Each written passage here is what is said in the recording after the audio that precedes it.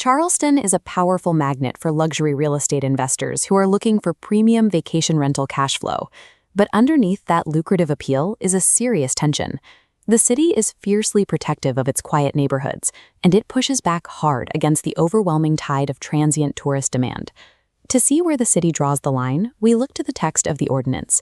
It defines a short-term rental as any property providing sleeping accommodations for a period between 1 and 29 consecutive days.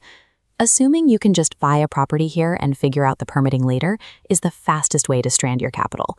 The city isn't handing out slaps on the wrist. Operating outside their legal framework is a misdemeanor. That means daily fines, permit revocation, and potential incarceration. This creates a massive blind spot for out-of-state buyers. They frequently target standard historic homes planning to run an Airbnb, entirely unaware that they are legally barred from operating them. Protecting your investment in this market requires filtering every potential property through a strict framework based on your physical residency status. The primary question determining your legal pathway is simple. Will you physically reside at the property for more than half the year? If no, you fall into the category for out-of-state passive capital investors. Your only route is a commercial permit. Out-of-state investors cannot legally run standard residential short-term rentals. You must purchase commercially zoned assets, and those commercial properties must fall inside a very specific limited municipal boundary, known as the short-term overlay zone.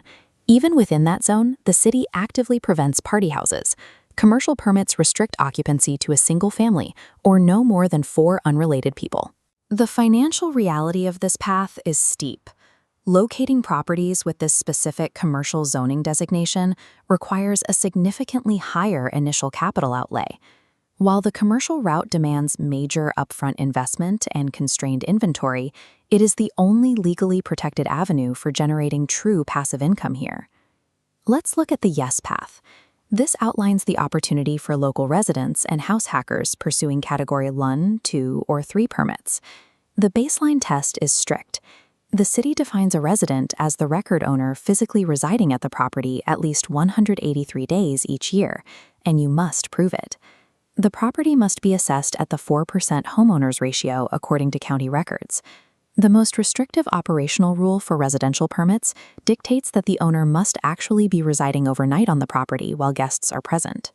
This permanently kills the popular strategy of moving out for the weekend to rent your whole house out to tourists. You have to be there. The residential pathway sacrifices scheduling freedom and requires high personal involvement, but it remains a viable source of supplemental income for committed locals. There is a unique trap facing buyers seeking Category 1 permits on the peninsula, the most aesthetically desirable part of the city. To get an STR permit in this specific zone, the structure itself must be individually listed on the National Register of Historic Places. This architectural requirement shrinks the pool of eligible inventory to almost zero. It effectively locks out new residential investors from the historic core.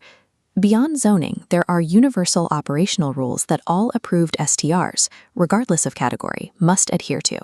Before operations can begin, you're mandated to keep a general liability policy with limits of no less than $1 million per occurrence. There are also strict marketing rules. You have to list your STR permit number on all digital advertisements, including platforms like Airbnb and VRBO.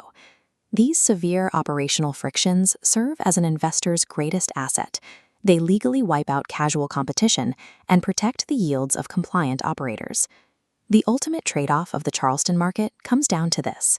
The regulatory burden up front acts as a barrier that shields compliant operators from an overcrowded market.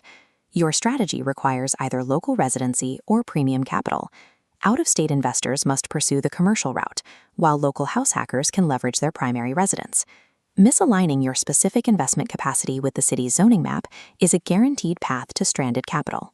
Keep in mind, local ordinances are fluid, and this strategic framework does not replace formal legal or zoning counsel.